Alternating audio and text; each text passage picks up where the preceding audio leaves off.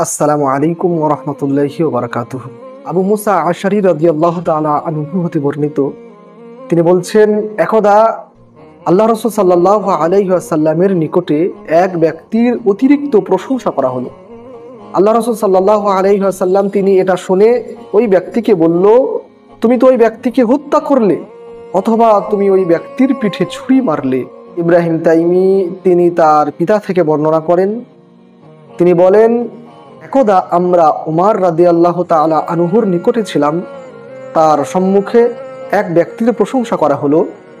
উমর রাদিয়াল্লাহু তাআলা আনহু তিনি বললেন, তুমি তো ওই ব্যক্তিকে হত্যা করলে, তোমার প্রতি অভিশাপ, তুমি ধ্বংস হয়ে যাও।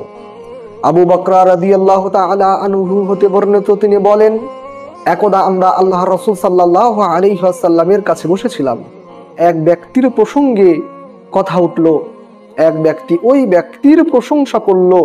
আল্লাহ রাসূল সাল্লাল্লাহু আলাইহি ওয়াসাল্লাম তখন বললেন, তুমি তোমার ভাইকে গলা টিপে কিংবা গলায় ছুরি দিয়ে হত্যা করলে। আল্লাহ রাসূল সাল্লাল্লাহু আলাইহি ওয়াসাল্লাম তারপরে বললেন, যদি কোনো ব্যক্তির প্রশংসা করতেই হয় তাহলে বলবে, আমার ধারণা মতে ওই ব্যক্তি এরূপ, তবে আল্লাহ তাআলা তিনিই ভালো জানেন। হাদিসগুলি ইমাম বুখারী রাহিমাহুল্লাহর রচিত আদাবুল মুফরাতে বর্ণিত হয়েছে। হাদিসগুলি হচ্ছে 334, 335, 336। ভাই বোনেরা, অত্র হাদিসগুলি দ্বারা আমরা স্পষ্ট বুঝতে পারি যে কোনো ব্যক্তির প্রশংসা করা ইসলামে নিন্দনীয়। প্রশংসা বলা হয় কোনো ব্যক্তির ভালো গুণগুলি বর্ণনা করা।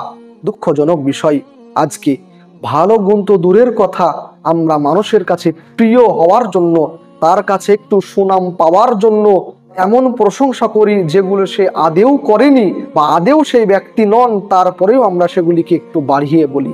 প্রিয় ভাই বোনেরা, মানুষের সম্মুখে বা মানুষকে অতিরিক্ত প্রশংসা করা, এটা হচ্ছে ইসলামে নিন্দনীয়। পরিশেষে আল্লাহ তাআলার কাছে দোয়া করি, হে আল্লাহ, আমরা মানুষের অতিরিক্ত প্রশংসা করা থেকে নিজেকে বিরত রাখতে পারি সেই তৌফিক তুমি দান করো, আমিন। আসসালামু আলাইকুম ওয়া রাহমাতুল্লাহ।